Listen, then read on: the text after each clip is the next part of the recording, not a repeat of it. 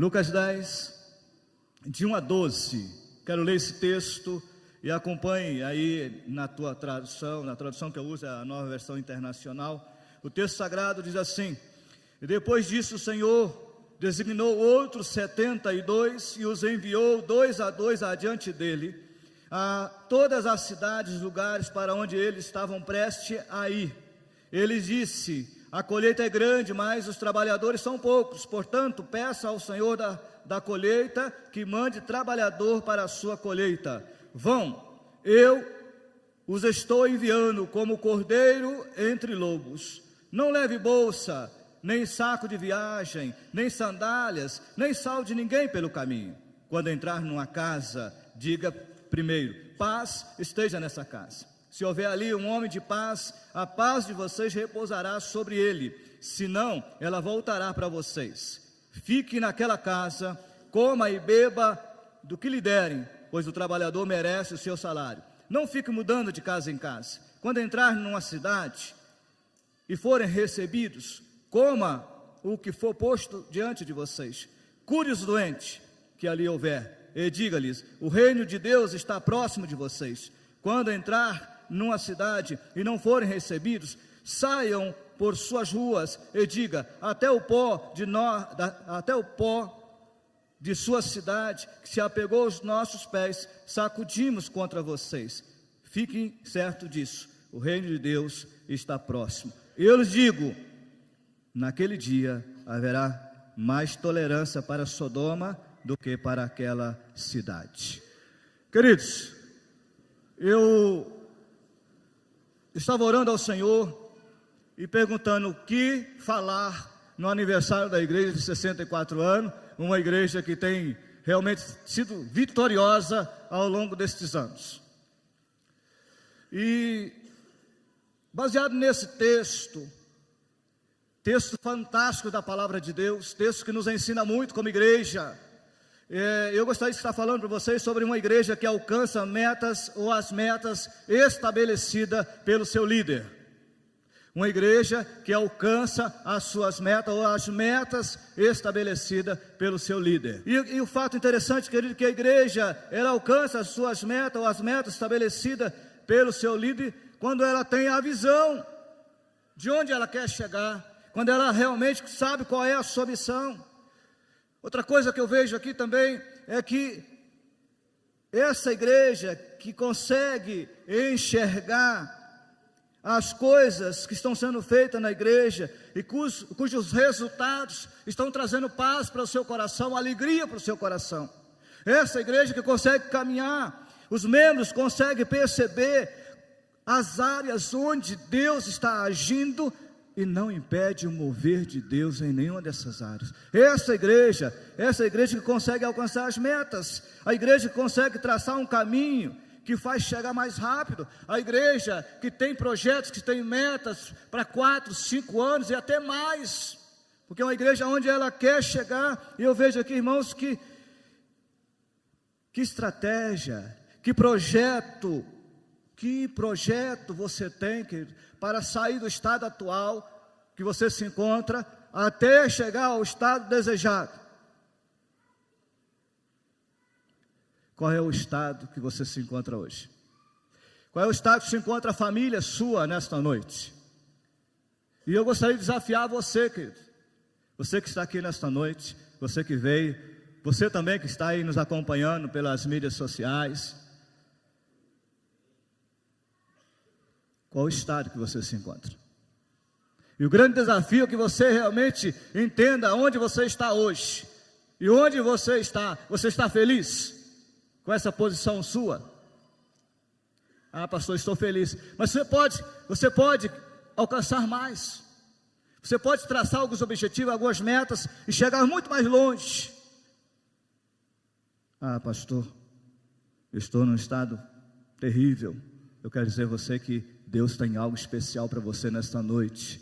Deus, Ele quer realizar algo especial para você nesta noite. Então, queridos, a igreja que alcança as suas metas é aquela igreja que entende a sua missão e os seus valores, entende que essa missão e os valores são inegociáveis. Então, em primeiro lugar, querido, eu gostaria de estar compartilhando com vocês. O texto sagrado nos ensina, o versículo 1, que para que você possa alcançar as metas estabelecidas pelo seu líder, estou falando aqui o grande líder, mestre Jesus Cristo, é preciso que você entenda que foi Ele que designou você, foi Ele que chamou, Ele chamou. O texto sagrado diz assim, ó, depois disso o Senhor designou outros 72. Querido, a grande pegada do sucesso, de alcançar as metas, é você entender que quem chamou você foi o Senhor para fazer essa obra. Quem designou você foi o Senhor, esse que é um mestre por excelência. E quando eu estava estudando, fazendo um curso de coach esse ano, e aí o professor estava falando, eu falei, rapaz, tudo que esse cara fala tem a ver com Jesus. E ele estava falando de a meta SMART. Ele estava dizendo que as metas, elas precisam ser bem especificadas. Jesus é esse fantástico líder que ele começa a especificar que tipo de coisa que ele queria que os seus discípulos fizessem. Então, queridos, as metas mensuráveis são metas que nós conseguimos alcançar, são mensuráveis. E o texto sagrado nos ensina ainda também que é consensual, todos concordaram com essa meta. Nós vemos aqui então, querido, que nós estamos vivendo um novo tempo, a igreja está vivendo um novo tempo. Tempo de progredir, tempo de avançar a realidade. As metas devem ser realistas. E por último, a meta tem prazo determinado. É isso que nós precisamos entender. Quando nós realmente entendemos o que é isso, o que são essas metas, quais são as metas que nós traçamos para a nossa vida, é fácil chegar lá. Então, querido, em primeiro lugar, Jesus nos designou. Jamais devemos esquecer, querido, jamais você não pode esquecer que você foi nomeado, escolhido para uma tarefa especial, liderada pelo Senhor, é liderada por Jesus. Então o que você faz aqui, você faz porque Jesus chamou para você fazer.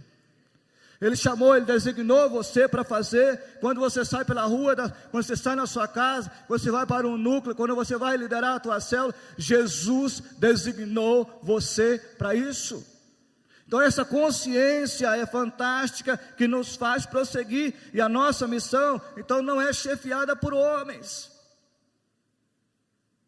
Por mais que nós amamos nossos líderes, mas quem lidera é Jesus.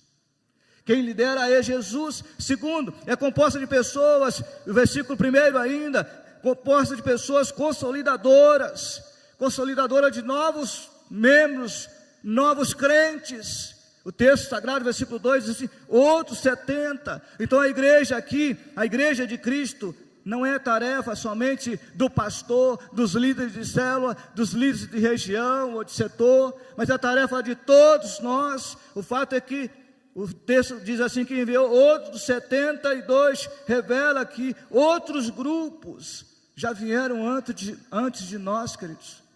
Amados, antes de vocês, já passaram outros 70 por aqui, 72. Depois deles, provavelmente outros. Mas sabe, amado, agora é a vez de vocês. Deus está chamando vocês agora. Vocês são os 72 que Deus está chamando nesse tempo para fazer a diferença. Então vira para o irmão que está do seu lado assim, olha, Deus está chamando você. Você faz parte desses 72 para uma obra específica, para uma missão específica. Amém, queridos? Você recebe isso? E daqui a pouco nós vamos entender para que é essa missão, qual foi essa missão e o que eles trouxeram como metas alcançadas na vida deles. Então, queridos, a igreja é composta de membros consolidadores. E o fato é que quanto mais melhor, quanto mais gente é melhor para fazer a obra. Mas, queridos, ainda no versículo 1, parte D, ele disse, ide de 2 em 2. Existem regras que precisam ser observadas para alcançar. A primeira regra que Jesus disse para os seus discípulos assim, ninguém vai sozinho. Vira para o irmão que está do seu lado e diz assim, você não está só. Não é para você ir só, querido. Não é para você ir sozinho. Não é para você fazer a obra sozinho. você não está sozinho.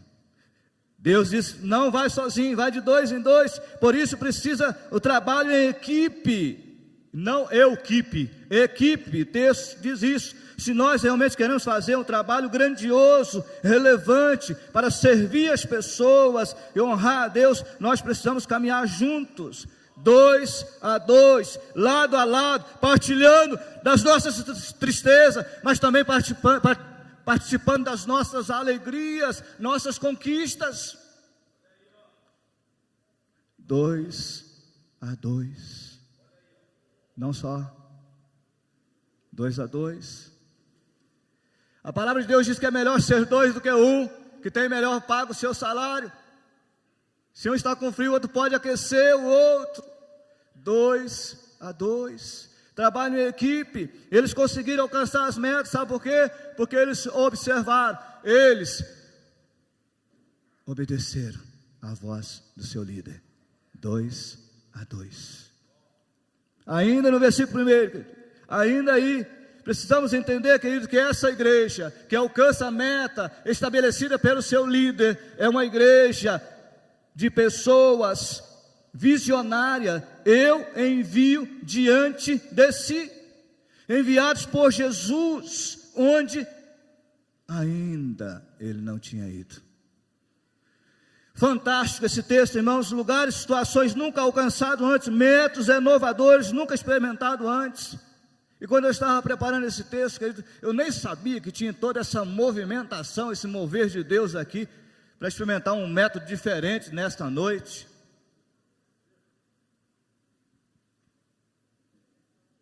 Louvo a Deus porque estou participando desse momento fantástico na vida da igreja. Métodos inovadores, nunca experimentados antes. Sabe, querido, Deus é esse Deus fantástico, que Ele, desde o início, Ele já experimenta métodos inovadores. E o fantástico da história, estava fazendo o curso, apareceu outra palavrinha lá, uma palavrinha chamada rapport. E eu vou explicar para vocês. Uma palavra de origem francesa que não tem nenhum termo no português para definir. Mas no inglês é aquele, ou seja, aquele tipo de comunicação que você vai facilitar para que a outra pessoa entenda. Então é um relacionamento de confiança. E aí, querido, eu estava pensando assim, olha, Deus é tão fantástico que lá atrás Ele já fez o rapport. Deus é o ruar. Você consegue ver Deus? Ninguém consegue. E na Trindade lá, eles conversando, Jesus, vamos tentar imaginar aqui a Trindade reunida, e Jesus conversando, diz assim, olha, eu vou lá para ter um relacionamento pessoal com este homem. E aí Deus vira para ele, o pai, e diz assim, filho, você vai ter que abdicar do seu reino. E aí sabe o que Jesus faz? Tira a coroa, tira o manto, e ele diz, eu vou fazer rapport com estes homens. E aí Deus diz para ele assim, não vai dar certo. Sabe por quê? Porque você tem que se tornar homem. Sabe o que ele faz? Ele desce da sua glória, ele nasce de uma mulher, e sabe o que ele faz? Ele vem no meio dos homens, e diz assim, olha, ele nasceu de uma mulher, sabe o que ele quer fazer? Ele chegou e fez rapport com a criança, colocando as crianças no colo. Esse Jesus se comunica com o homem, esse Jesus se comunica com você, esse Jesus que desceu da sua glória, para vir até aqui, para nos comunicar, esse evangelho de paz, esse evangelho de glória. E ele diz assim, olha, vocês vão de 2 a 2. Vocês vão, porque vocês são pessoas visionárias, porque vocês estão acreditando em mim. Jesus diz isso. Então, queridos, quando ele diz, vai de 2 a 2, tenha uma visão lá na frente. Enxergue lá na frente. A igreja, queridos, a igreja deve ser, e ela precisa ser inovadora, pioneira. Não pode ser a última a chegar, ao contrário, ela precisa ser a norteadora, ela deve apontar o caminho, a solução. Então vira para o irmão que está do seu lado e diz: você deve apontar a solução. Você deve apontar a solução, queridos. Quantas vezes você parou para murmurar? A célula hoje só tem 5 pessoas. Fazendo sozinho isso aqui, ninguém vem. Quantas vezes você parou para reclamar?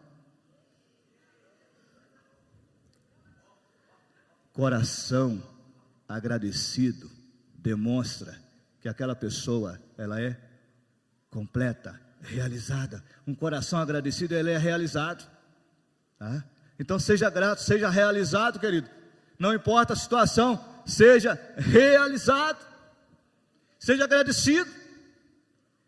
Tem 2, agradeça a Deus porque tem 2, porque Jesus vai de 2 a 2, Ele não mandou de 5, de 10, de 15. Agradeça porque você está ali com 2. Não desista, querido. E a missão é essa: Jesus mandou ir com 2, vai com 2.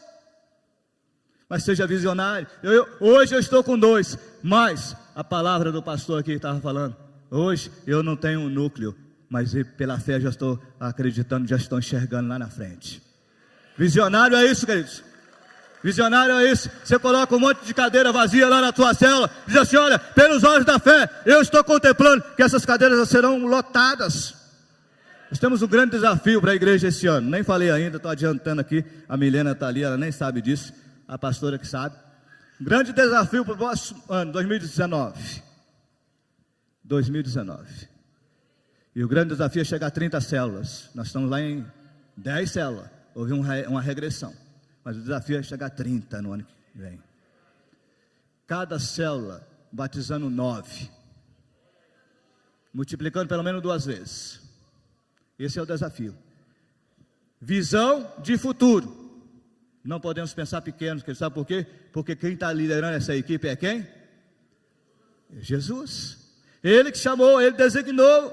Então Jesus deseja que a sua igreja e seus discípulos tenham visão, não atrás do seu tempo, e sim na frente, adiante do seu tempo, antecipando boas novas do reino de Deus. Então a igreja, ela precisa ser precursora e não copiadora. Amém? Glória a Deus. Aplauda o Senhor bem forte, então. Alguns estão aplaudindo. Glória a Deus. Amados, a outra verdade ainda nesse versículo primeiro, para a gente entender. E aí, depois Jesus vai estabelecendo aqui algumas metas. Olha, pode acontecer isso, pode acontecer aquilo pelo caminho, mas não desista. Então, é formada de pessoas que visam a pregação local, mas também a pregação global. Amém, queridos? A visão de vocês deve estar aqui, em Boa Esperança, mas também deve estar nas cidades vizinhas, no estado, no Brasil, no mundo. É a visão global, a pregação é global, é local, mas também é global. Atos 1, versículo 8, diz exatamente sobre isso. Nós precisamos olhar dentro da visão global. Salmo 67, versículo 2, diz assim: olha, para que sejam conhecidos na terra os teus caminhos e a tua salvação entre as nações. Então, amados, eu creio numa igreja mobilizadora, igreja nas casas através da célula, vai enviar missionários em todas as cidades e lugares, plantando novas igrejas, sempre em nome de Jesus. Essa igreja que eu creio, queridos. Mas, amados, depois de Jesus fazer essa prévia aqui, e aí ele começa a dizer como vai ser essa missão, como eles deveriam fazer para alcançar as metas, ou para chegar lá no final. O que nós vamos fazer, o que essa igreja precisa fazer para alcançar as metas desejadas. Do versículo 2, vai pegando aí. Jesus disse para ele assim, para eles: esta obra é feita de grande desafio. Sabe por quê? Ele diz no versículo 2, a parte A do versículo: os obreiros são poucos e grande é a seara. Primeiro desafio: a seara é grande, mas os obreiros são poucos. Então, queridos, para que você possa ser essa igreja que alcance a meta, sabe que vai fazer a obra com pouca gente. Porque se fosse muitas pessoas, não seria desafio, queridos. Então, um grande desafio, Jesus disse para eles assim: olha, é pouca gente, não podemos esperar a maior força, mas é com pouca gente. E aí nós vemos aqui na Bíblia, eu quero citar apenas 2 exemplos, rapidinho. Noé pôde contar com quanta gente para construir a arca? Ele tinha tudo para desistir, mas Deus deu uma tarefa para ele, e ele cumpriu até o fim. Outra coisa fantástica que eu vejo na Bíblia, querido, é Gideão. Um grande exército, e ele diz: eu vou para cima desse povo, vou vencer. E Deus disse para ele assim: tira 22 mil. Mas Senhor, e depois o seguinte, tira 10 mil. Mas Senhor, só vou com 300, só com 300. Queridos, de repente Deus está chamando você, está falando para você assim: olha, você não vai com essa multidão, você só vai com 300. E eu quero manifestar minha glória no meio desses 300. Porque senão, queridos, se tem grande número de pessoas, você pode achar que a obra está sendo feita por você. A obra nunca é feita por você. Você é só instrumento. Você é instrumento, canal. É onde Deus usa. Ele quer fazer a obra através de você. Precisa entender que é grande desafio. A minoria com Deus é a maioria, queridos. Um tempo desafiador, cheio de cilada, mas também cheios de oportunidades. Pastor Rodrigo estava falando aqui que nós estamos vivendo nos últimos anos, e principalmente este ano, momentos muito ruins para a nossa sociedade. Cheios de cilada, mas eu creio numa igreja que nunca antes teve tanta oportunidade, tanta abertura para se pregar o Evangelho. Então, querido, é tempo da igreja avançar. Não é tempo de murmurar, é tempo da igreja avançar.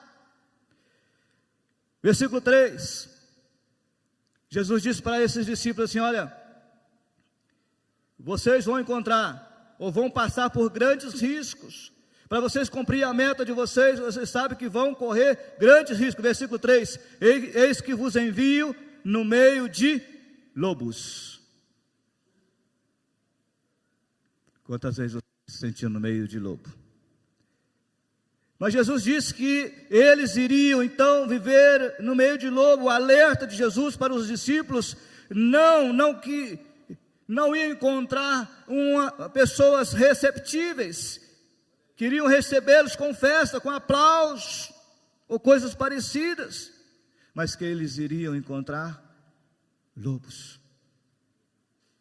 Deus está procurando ovelhas que tenham coragem, queridos, de pregar no meio de lobos. Tenha coragem de pregar no meio de lobos. Ah, pastor, naquele bairro lá eu não vou não.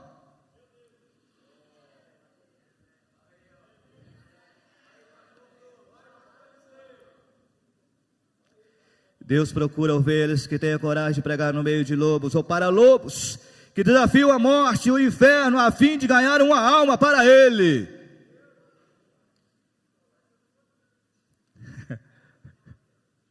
Deus vai te usar. Deus vai te usar, querido. Não importa. Deus vai te usar. Sabe por quê? Porque foi Ele que designou você.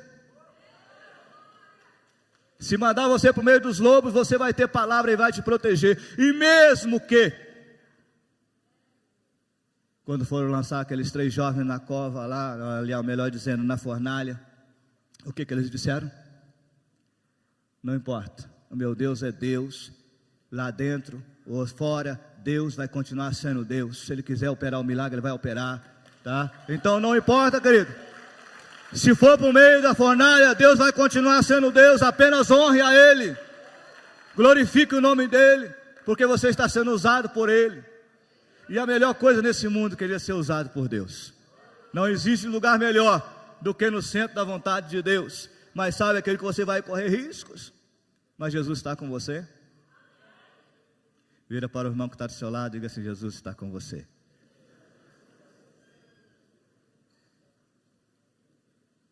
Prossegue aí o versículo 4. Para eles alcançarem as metas estabelecidas por Jesus, eles precisavam de muita fé. Queridos, o versículo 4 diz: não leveis bolsa nem alforje. Isso quer dizer, queridos, não levar bolsa nem alforje. Depender do sustento do Senhor. Depender de Deus, é a fé. E a igreja precisa mostrar fé no exercício da sua missão, promovendo e instalando o reino de Deus pela fé. A obra do Senhor só é realizada na sua totalidade e na sua eficácia, ou na eficácia do Senhor, se for realizada por homens e mulheres que tenham fé. E nós precisamos entender, querido, que a obra que estamos realizando, a menos que Deus faça um milagre, nós fracassamos. A obra que essa igreja está fazendo, se Deus não fizer o mover dele, se Deus não fizer um milagre, nós fracassamos. Porque esta obra é dele, não é nossa. A obra que você está realizando é dele. É preciso exercer fé. Deus chamou esses homens e disse para eles: vocês vão no meio de lobos. Não leve bolsa, não leve alforje. Acredite que eu estou com vocês para sustentar vocês. É só isso, queridos. É simples. Somos nós que complicamos as coisas. É simples assim. Então, quem vai precisar, e nós vamos precisar de muita fé. Em versículo 4, a parte B. Para que eles pudessem cumprir a tarefa, eles precisavam entender e saber que a mensagem tem urgência. Viu, queridos? A mensagem tem urgência. E aí o versículo 4, a parte B, diz assim: a ninguém saudeis pelo caminho. Urgência. E às vezes nós ficamos sempre prorrogando. Pastor, no ano que vem eu vou ser líder de célula. No ano que vem eu vou abrir a porta da minha casa para receber uma célula. Você é anfitrião o ano que vem. Pastor, o ano que vem o senhor pode contar comigo por que deve mas sempre no ano que vem. Sempre prorrogando a urgência, baseado na cultura, querido, na cultura judaica daquela época, envolvia a saudação judaica. Por isso que Jesus disse assim: olha, a ninguém saudeis por caminho. A saudação precisava entrar na casa, comer alguma coisa, conversar. E Jesus disse: não tem tempo para isso, porque o reino de Deus está chegando. Não tem tempo para isso. Igreja, não tem tempo para disse-me-disse, igreja. Às vezes as pessoas perdem muito tempo porque fulano disse que você é feio. Fulano disse que o outro fulano disse, e aí a gente fica perdendo tempo. Alguém me disse alguns anos atrás que a igreja perde 70% do seu tempo com os crentes. Igreja, em célula, abre os olhos. Vidas estão morrendo lá, precisando de Jesus. Vidas estão precisando de Jesus. E Jesus disse assim: olha, vão. Não leve nada com vocês, nem bolsa, nem alforje. Não salve ninguém pelo caminho, porque há urgência na pregação do Evangelho. E Jesus sabia muito bem disso. Então não podemos perder tempo com conversas fiadas, menos conversa, mais ação. E quando eu estava preparando isso aqui, eu tive assim a curiosidade de fazer uma pesquisa rápida. Talvez não seja nem a realidade, mas é assustador. 70 mil pessoas morrem por dia no mundo sem conhecer Jesus Cristo como Senhor da sua vida. Eu fiquei assustado com isso. De repente o seu vizinho morreu semana passada, um mês passado, e você nunca falou de Jesus para ele. Urgência, o reino de Deus está chegando. Versículos 6 e 7.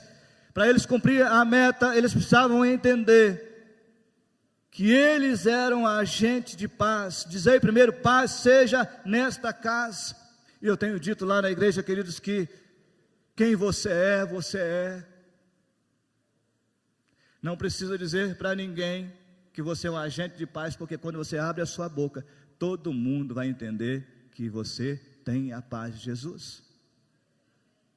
Seja você uma pessoa transformada por Jesus. E quando você abrir a sua boca, você vai passando, sabe? De vez em quando chega alguém e diz: eu gosto tanto de estar perto de você. E aí você pergunta: por quê? E ele diz assim: porque você me transmite uma paz. É isso, reino de Deus é isso, queridos. Reino de Deus é isso. Precisa entender, para que eles pudessem cumprir a meta, eles precisavam ter a paz e anunciar a paz, porque há carência espiritual, porque há líderes liderando, pensando só em si. Pobreza, queridos. Estava também fazendo uma pesquisa aí. A pobreza mundial caiu, ou aumentou de 11 para 14,8 milhões de pessoas pobres no mundo. Carência, doenças. Então a palavra de Deus diz que nós devemos levar a mensagem de paz. Jesus é o príncipe da paz. Portanto, a igreja deve desenvolver a sua agenda baseada na paz, querido. E nós somos filhos da paz. Você é filho da paz. Abraça o irmão que está do seu lado aí, diga para ele assim: olha, você é o promotor da paz de Jesus. Você é o promotor da paz, então viva esta paz. Versículo 9. Sabe, querido, que ainda Jesus falando para os seus discípulos, diz assim: para vocês alcançarem essa meta estabelecida, vocês precisam entender que esta missão, ela é adaptável às necessidades das pessoas. Versículo 9 diz assim: olha, curai os enfermos que nela houver. Quantos aqui já tiveram a oportunidade de orar pelo enfermo, colocar as mãos e poder ver, contemplar a glória de Deus restaurando aquela vida? É a ordem de Jesus, é a meta estabelecida por Jesus. Vocês vão anunciar o reino de Deus, mas vocês vão chegar em um lugar que vocês vão ter que orar, expulsar demônio, curar a enfermidade, porque esta está contida na meta. Está no pacote, queridos. Está no pacote. Então, pregar e viver o evangelho é suprir necessidade. Qual é a necessidade do povo dessa cidade? Qual é a necessidade, queridos?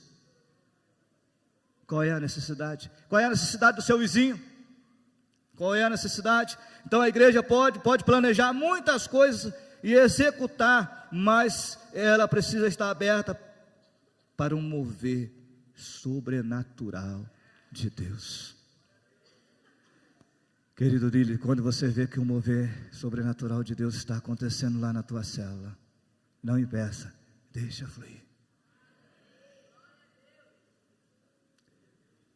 Sensibilidade para ouvir a voz de Deus, de entender que aquilo é de Deus, aquilo não é de Deus. Sensibilidade. Eu estava pregando no domingo à noite lá na igreja, e eu estava dizendo assim: olha, sabe por que Lídia ouviu a voz de Paulo? Sabe por que ela ouviu a voz de Jesus pregado naquela manhã na beira do rio?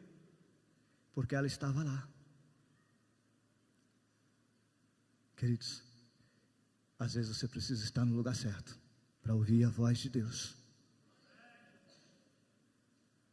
Ela só ouviu porque estava lá na beira do rio. E ela ouviu, ela creu. O texto sagrado diz que ela foi batizada, todos os seus foram batizados. E ela já se vocês me consideram uma crente, vem ficar na minha casa. E ela começa a financiar a obra daqueles homens, irmãos. Sabe por quê? Porque elas ouviram. Principalmente ela ouviu a voz de Deus. E a história diz que ela tinha posse. Ela veio de um tecido raríssimo na época. Era uma empreendedora. E ela disse: vem ficar na minha casa. Vou sustentar vocês o tempo que vocês ficarem aqui. Sabe por quê? Porque a palavra, o reino de Deus entrou naquele coração e houve salvação. Então a igreja de Cristo tem a missão de levar cura física, cura emocional, cura espiritual e principalmente a cura espiritual. Essa está na meta. E aí versículo 11 e 12 para a gente fechar aqui. Jesus disse para eles assim: olha, vocês precisam entender, igreja, vocês precisam entender, nós precisamos entender que o reino de Deus está próximo. A igreja precisa saber o valor de uma palavra profética. Ele diz assim: olha, vocês terão uma palavra profética para aquela cidade. Toda cidade que vocês entrar, vocês vão dizer: o reino de Deus está próximo. Palavra profética. Então essa igreja aqui que precisa ter uma palavra profética para essa cidade. Nós somos nós, queridos, os profetas dessa geração. Somos nós que estaremos dizendo ao mundo que Jesus está voltando. Somos nós, é a igreja do Senhor. A igreja que devemos ser é responsável por tocar a trombeta.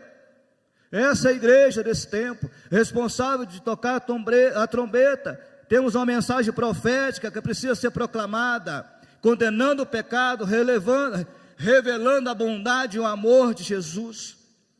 Então, queridos, a igreja que devemos ser, deve ser essa igreja que condena o pecado, mas que ama o pecador. Condena o pecado, mas que ama o pecador. É muito difícil a gente fazer essa separação, né? Quando o irmãozinho erra, a primeira coisa que a gente faz é achando que ele está leproso. Abraça esse irmão, ele precisa demais da sua ajuda.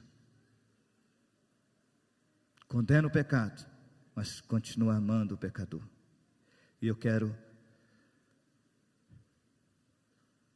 encerrar essa minha palavra aqui, dizendo para vocês, igreja, 64 anos de história, 64 anos de conquistas. Vocês só chegaram onde chegaram porque ouviram a voz do Mestre, entenderam que foram designados por Jesus para alcançar metas, se colocaram à disposição. E o texto diz, Jesus diz assim: olha, vão. Versículo 3. E esse vão é você se levantar do seu lugar. E o levantar do seu lugar, eu estava falando aqui que você precisa sair do estado atual para um estado desejado. É mudança, tá? Você precisa sair. Quando você se levanta, você está mudando de estado. Eu não estou contente com o estado que eu me encontro, como pessoa. Então essa palavra para você agora, querido, como pessoa. Você está satisfeito? Faz uma análise rapidinho da tua vida. Está satisfeito você mesmo como pessoa? Realizado emocionalmente? Existe algum trauma na tua vida que precisa ser tratado? Qual é o seu estado atual? É de obediência ou desobediência? Então eu quero convidar você a fazer essa análise do seu estado atual, como pessoa.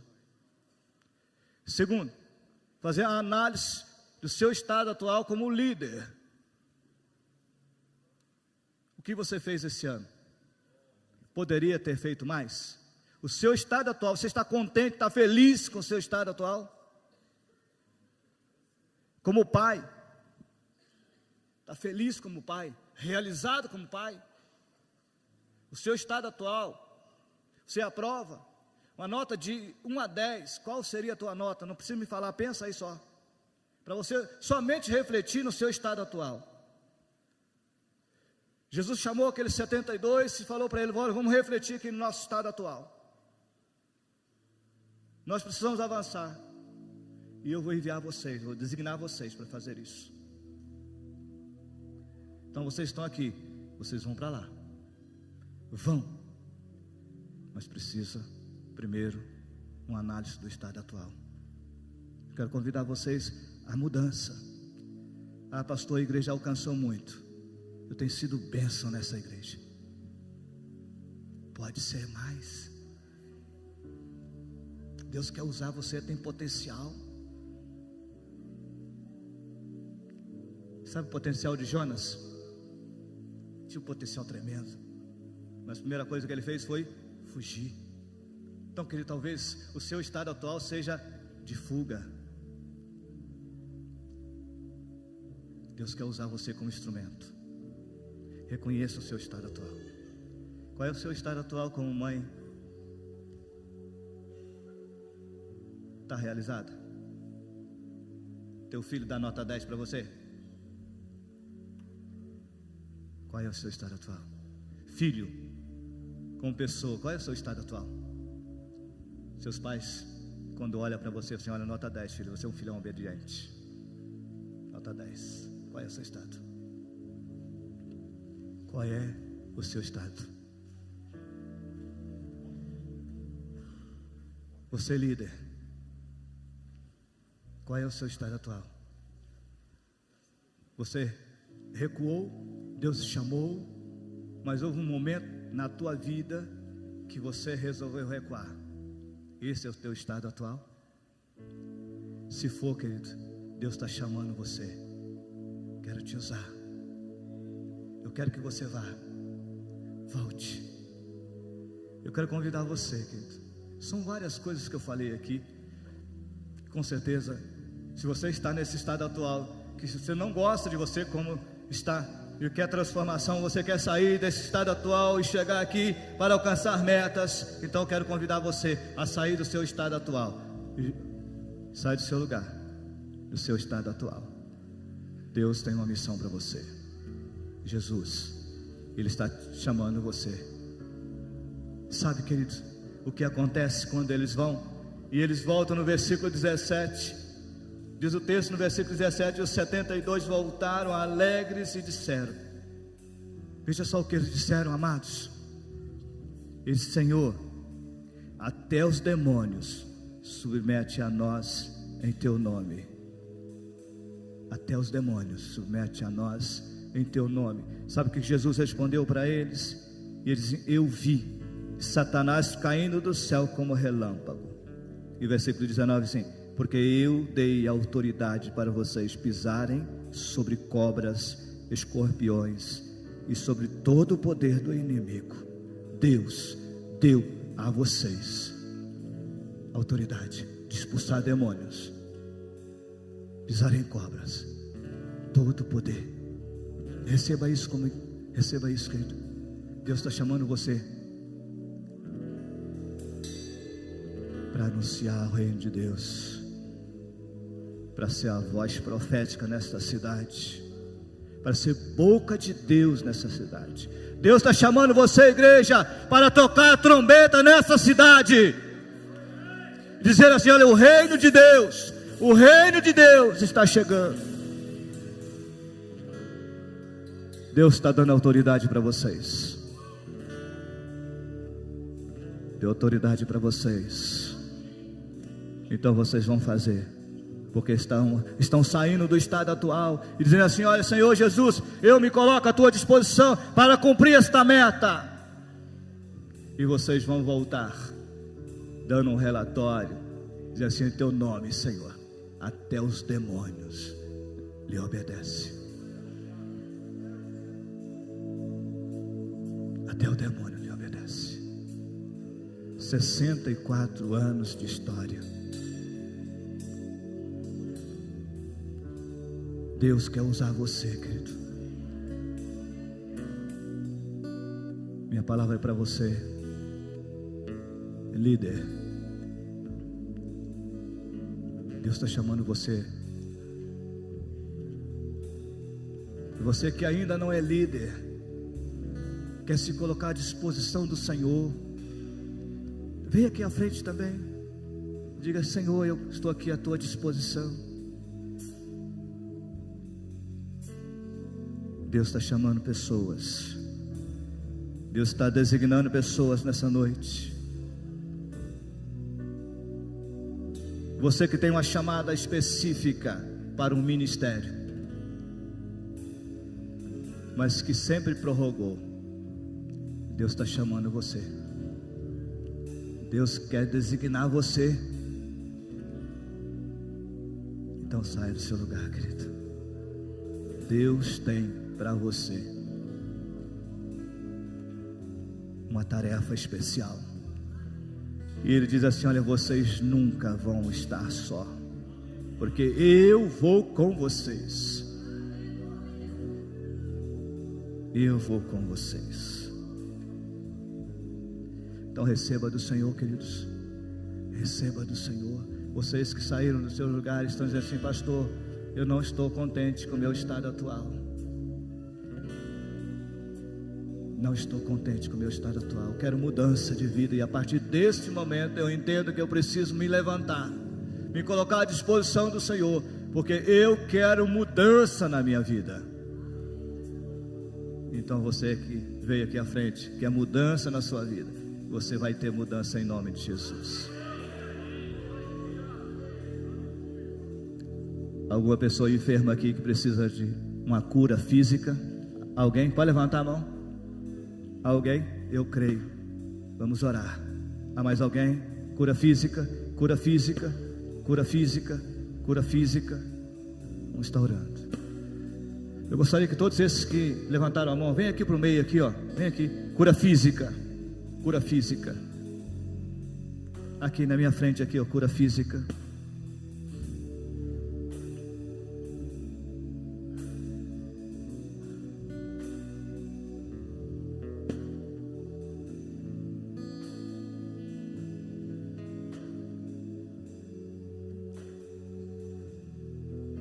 Esse momento de intercessão, querido, a palavra de Deus diz que nós fomos enviados. E o texto diz que a missão daqueles 72 discípulos, se tivesse alguém enfermo lá naquela cidade, eles iriam orar. E nós estamos aqui na autoridade de Jesus. Vamos levantar um clamor nesse momento por cura. Então estenda a tua mão aqui, querido. Estenda a tua mão em direção a estas vidas que estão aqui. Deus designou você, chamou você. Então em nome de Jesus nós vamos estar orando. Então estenda a tua mão para receber. Se você puder colocar a mão onde está doendo, você vai colocar a mão agora onde está doendo. E começa a orar, começa a clamar. Deus deu fé a você suficiente para que você possa clamar e receber do Senhor a cura. Ó Deus, o Senhor convocou os teus discípulos e disse para eles: vão, e se tiver algum enfermo naquela cidade, vocês vão orar. E nós aqui na autoridade de Jesus estamos orando, Senhor. Ó Deus, em nome de Jesus, em nome de Jesus, estamos orando aqui, Senhor, na autoridade de Jesus. Nós não temos nenhum poder, mas na autoridade de Jesus nós estamos orando por cura física aqui, Senhor. Toque agora, Senhor, nesta enfermidade. Toque agora nessa enfermidade, Senhor Jesus, trazendo cura. Restaura a saúde destas vidas, Senhor. Ó Deus, em nome de Jesus, todo o poder lhe foi dado no céu e na terra. Ó Deus, toca nessa enfermidade física agora, tirando em nome de Jesus. Ó Deus, há pessoas aqui, ó Deus, com doenças emocionais também. Traumas, alguns traumas de infância, Senhor. Algumas pessoas que às vezes foram até abusadas quando criança. Algumas pessoas, ó Deus, foram ofendidas com palavras e carregam no seu coração algumas mágoas, Senhor. Nós queremos nesse momento, ó Deus, pedir em nome de Jesus, traga cura emocional. E nesse momento eu peço, Senhor, que estamos lançando sobre a cruz de Cristo, ó Deus, todas essas enfermidades. Ó Deus, tudo aquilo que amarra o teu povo, mágoas, Senhor, vai perdoando, Senhor, trazendo cura física. Casamentos, ó Deus, destruídos, restaurando neste momento, Senhor. Ó Deus, pessoas que têm sido oprimidas por Satanás, traga libertação, Senhor. Traga libertação em nome de Jesus, Senhor. Vai tocando agora, Senhor. Vai tocando nesta vida. Liberta, Senhor. Liberta, Senhor. Que o passado, ó Deus, seja apenas uma lembrança, mas que, ó Deus, não prenda mais essa vida. Que ele possa, ó Deus, prosseguir, possa caminhar. Jesus diz: bom.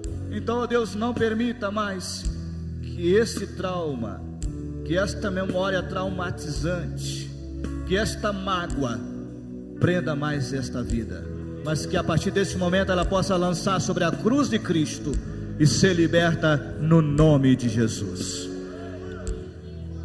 Ó Deus, agradecemos por esses líderes que estão vindo aqui à frente, Senhor. Eles estão dizendo: Senhor, não estou contente com o meu estado atual, eu quero cumprir, ó Deus, a missão. Eu quero cumprir, ó Deus, a meta que o Senhor chamou para que eu pudesse cumprir. Eu estou aqui à tua disposição. Senhor, usa os teus filhos, Senhor.